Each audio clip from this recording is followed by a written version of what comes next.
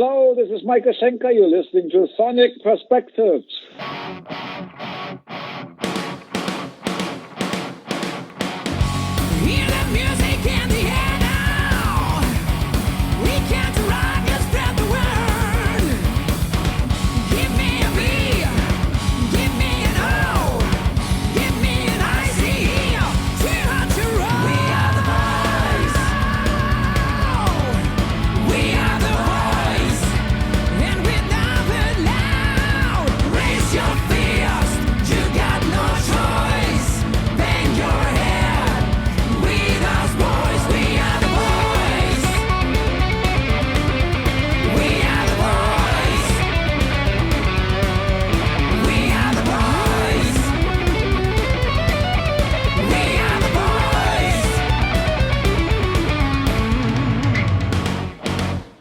And this is Michael the Metal Angel, otherwise known as Metal Milieu, and I'm speaking to one of my favorite guitarists of all time, the true and only Michael Schenker. We're here to talk about the new Michael Schenker Fest album, Revelation. Michael, it's been almost a year since the last album, and already you've got amazing brand new material. How did that come about so quickly? Everybody says so quickly. I don't know. It's not quickly. I used to make one album every year with UFO. In my middle years, I made sometimes 3 albums in a year. And, but basically how it came about was that the last concert that we did in 2018 was in the UK in September. And the next thing that was going to happen was, and did happen, the second leg of the Resurrection Tour, 2019, April. So I looked at that, and in 8 months, I called up Michael Schenker, said, I have 8 months here, a window of 8 months. I'm going to write the next album.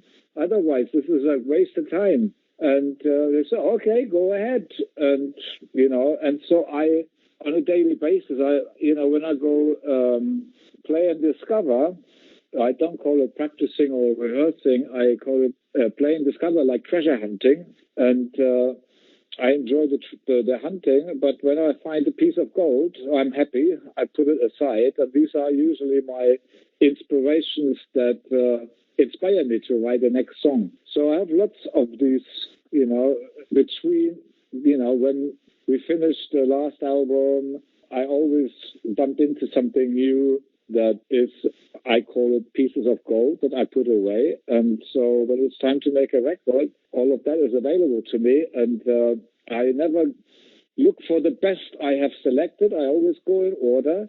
Wherever I stop the tape last, I carry on for the next album and don't jump around. So there might be something better down the tape, but I don't go there because I only select good pieces anyway. So I don't have to worry about that.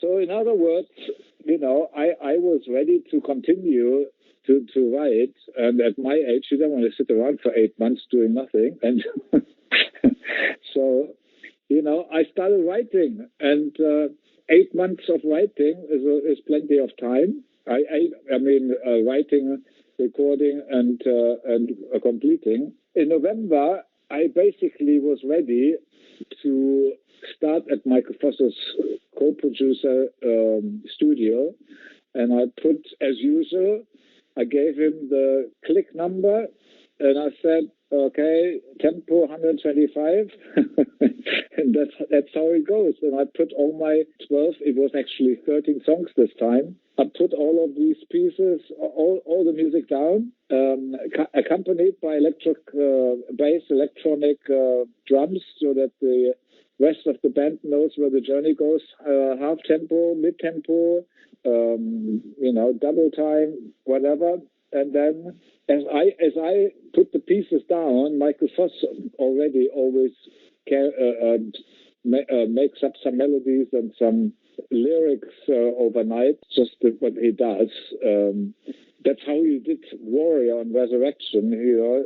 I came into the studio the next morning and he said, look, Michael, I wrote some lyrics and some melodies, and it was Warrior. I went, Michael, this is amazing. And so he always just wait, basically he's just sitting there recording my bits and pieces, but comes up always, with an idea here, an idea there. But in the meantime, I think in his mind, he keeps working on what the melody could be and what the lyrics could be. And so also because we decided to, I said to him that I want 4 songs this time. Where everybody sings, because I really enjoyed the Last Supper and the Warrior, guessing on who is who, and all these different singers coming to the foreground must be great for the hardcore fan. And this time I wanted like 4 songs, but with the 4th song it became a bit difficult. It was a double time. We actually hadn't done one like that before. Plus we were kind of trying to get we were just about to finish the album, and Michael had a great idea, and he said, I know this guy I worked with, and he's working with Richie Blackmore, and his name is Ronnie Romero. I said, fantastic, ask him. And he asked him, and Ronnie was more than happy, and so we had an unexpected guest on the album, with an additional complete different voice, and it took it to the next level. Now, when you say Michael Vos, you're talking about Michael Vos from Mad Max and Wolfpack, correct? Yeah, Michael Vos. Mad Max. Mad Max and Wolfpack, right. Yeah, I noticed he wrote a lot of lyrics for the last album. So he actually produces the album. It's his studio. You recorded? No, we co-produce. Okay. Yeah, I was not aware of that until recently, that you'd even had worked with him, that you worked in his studio, or that he had helped with lyrics. Yeah, for 9 years. 9 years, okay. Worked, yeah. That's fantastic. Michael Voss is a Michael Schenker fan, a Graham Bonnet fan, MSG fan, Gary Barden fan, Robin McAuley fan, an 80s fan. He is the best man for the job. Oh, that's excellent. That's excellent. I think the reason I used quickly is it just seems like it's been only like 16 months since the release of the last album, but you had a successful tour. Unfortunately, you lost your drummer that sadly tragically died, but you got a new drummer now with Bodo, but you also got Simon Phillips from previous bands, like playing on the band. Is he playing on the album itself? Simon plays 10 songs on the album. Bodo plays 3 songs on the album.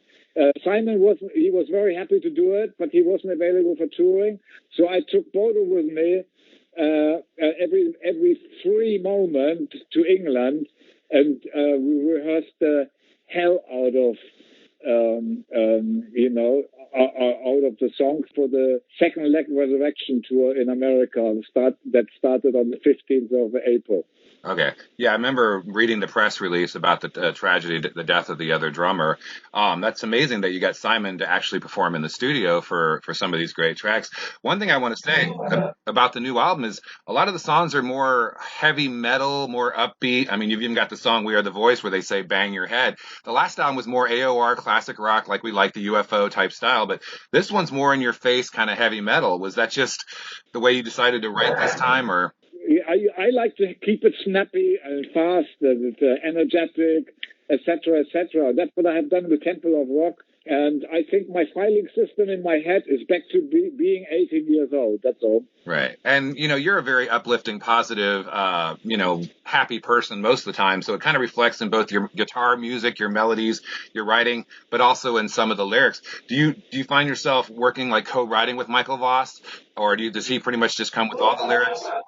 I stay away from lyrics. I stay away from melodies. I just write the music. I am the architect, of the blueprint of the music. I know I let the people know where the windows go and where the doors goes and where the patio goes and the garage and stuff like that. And then the stuff gets sent out, and then people pick their songs, and so far it always works out great. Everybody's happy with their choices, and musicians basically, they add their personality to it. Every drummer has a different way of grooving and doing their stuff, and so we have I leave the way that Chris plays his bass and the way Steve Mann does his coloring and so on. So everybody is free to be themselves, and that is the chemistry that in the end makes it work. Amen. How do you delegate which vocalist, whether it be Gary Barden or Doogie White, Rob McAuley, sings what parts? Because it's just amazing how they. It's funny. It's just very funny. I just said to Michael Foss, hey, come on, with Resurrection, that's how we started.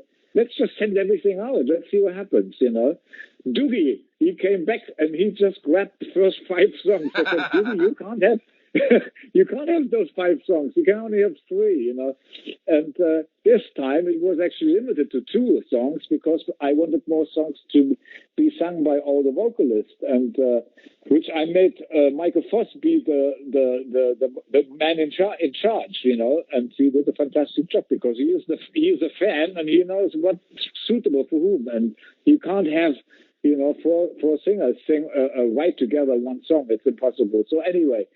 But this time, Doogie again, of course, he grabbed the first 2 songs.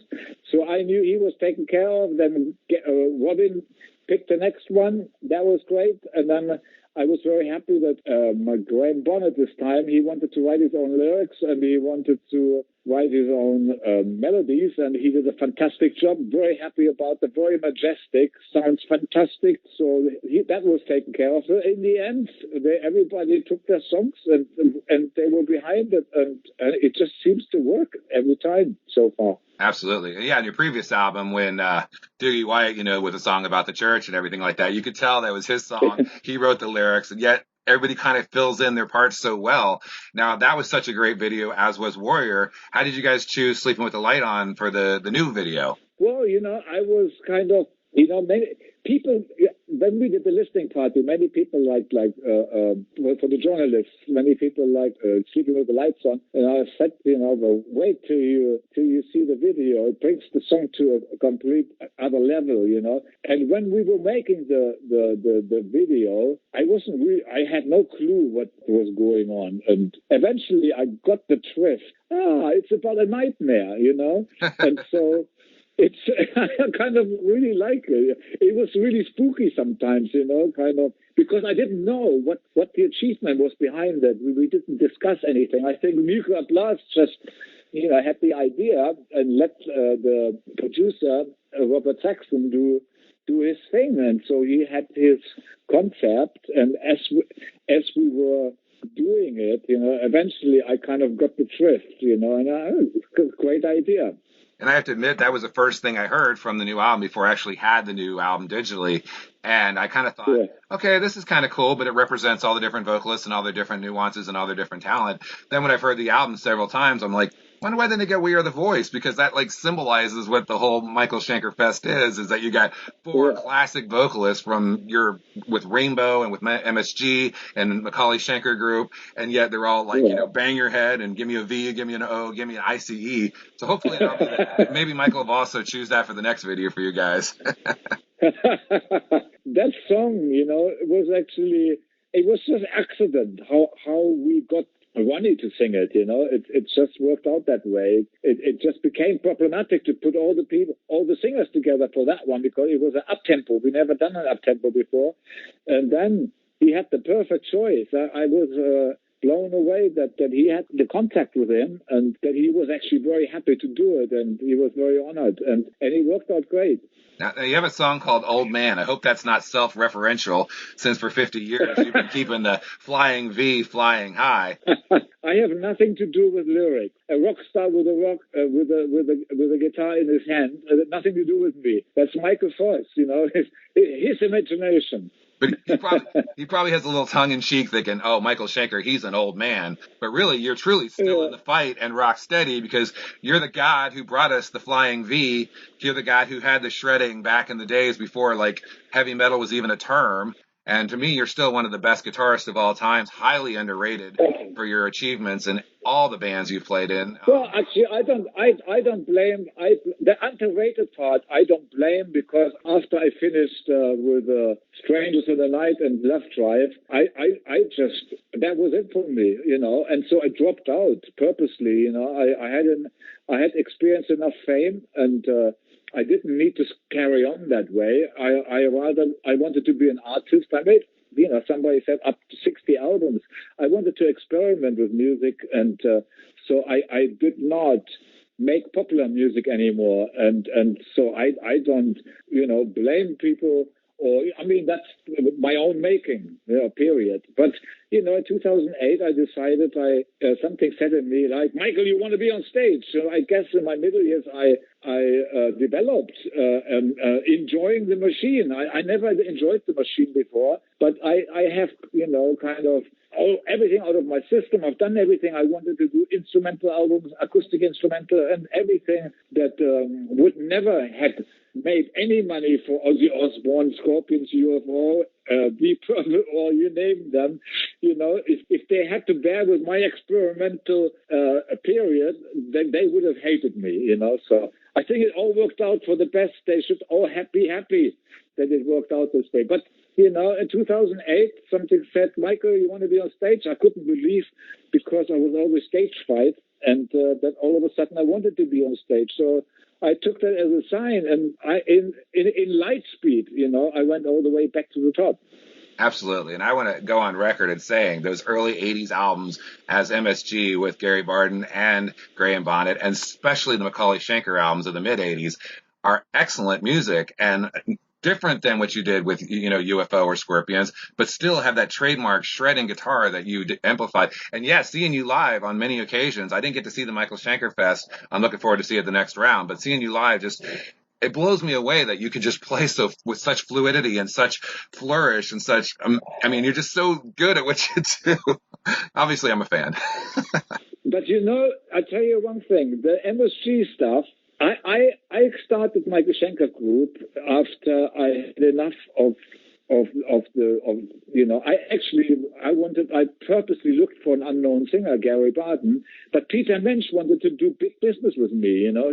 He welcomed me with open arms after I got away from Love Drive, and but I didn't really want to do anything big like that. But he is the guy who got me Cozy Powell and all of that. But I just wanted to do something with an easygoing singer, with a good voice, like Gary, very bluesy, great feeling and in his voice and stuff like that. And so basically, because I didn't make any trend music, because I played from within since I was 17 years old, the Michael Schenker MSG actually is kind of, except for the Maiden McAuley Schenker Group, which became a bit more commercial, and I actually was less involved in writing than anyway. But anything I did with Michael Schenker Group is kind of more timeless music, because I never followed any trends from that moment on, and I never did with UFO either, because that's when people ask me what I want to be remembered as, I said, as a spirit on a mission, spreading the joy of music from a place of pure self-expression. That's my speciality, pure self-expression. And I stay away from consuming music, and because the brain is like a sponge, and you can't, right? I had this idea when I was 17 years old that everybody is unique. And so if I decide, instead of copying a trend, I just open up myself and add new colors to the world. If I keep, and I kept doing it day after day, year after year, and you can't fail. It works for everybody who makes that choice. He becomes an original player. People who liked what I did in the 80s, my brother called me and said, Michael, they're all playing your guitar style over here in America. I said, really?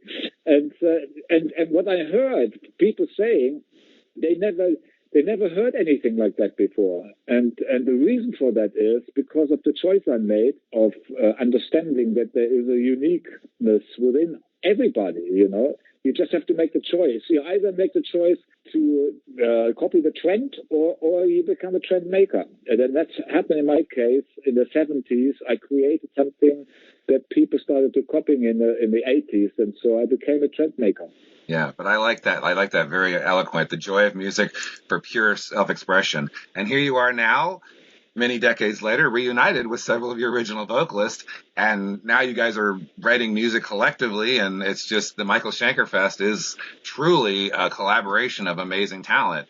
And the fact that you write all the music, and like you say, you save little pieces, gold nuggets for later until next time, just shows that, you're still, you still have that going on. And I think that's because you have such a sense of positivity and alacrity and true METTLE and drive to continue all this. And do you have plans again for a new tour with this new album forthcoming this fall?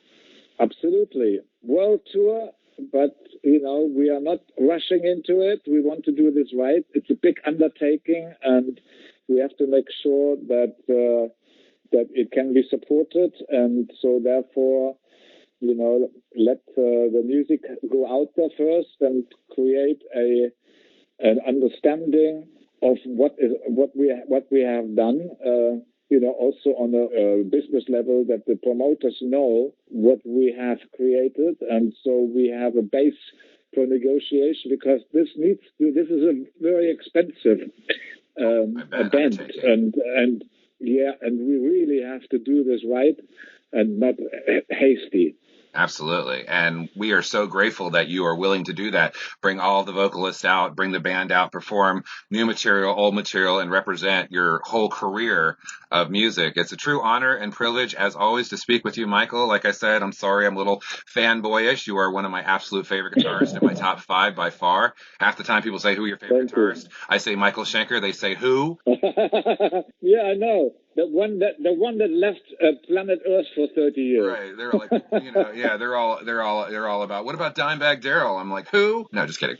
Anyway, so you're still alive, you're still kicking, you're still making amazing music, and we're very grateful for that.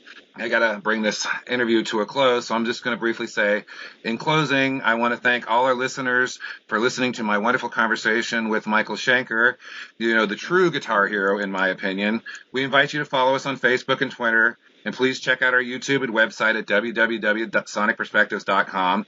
I leave you with a brand new video and song, Sleeping with the Light On. And Michael, would you like to have any final words that you'd like to say for all your followers? Just keep on rocking.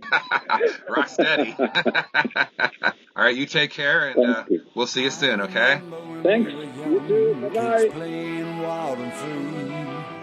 Ain't no weeping, ain't no sorrows, all these passing years. So why the tears are falling so while crying bitterly?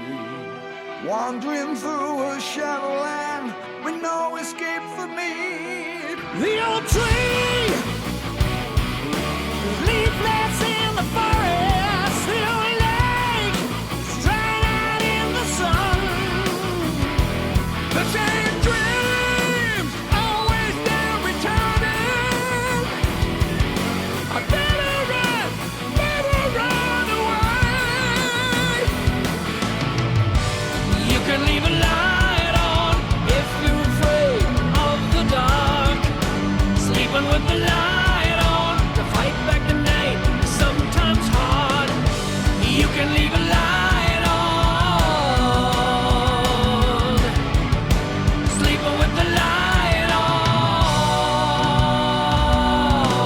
Sun has left me far too long. My days are painted gray. Memories come rushing in. I wish my love had stayed. Again the tears are falling down. I cry myself to sleep. My heart is heavy and overload. I need a song to weep.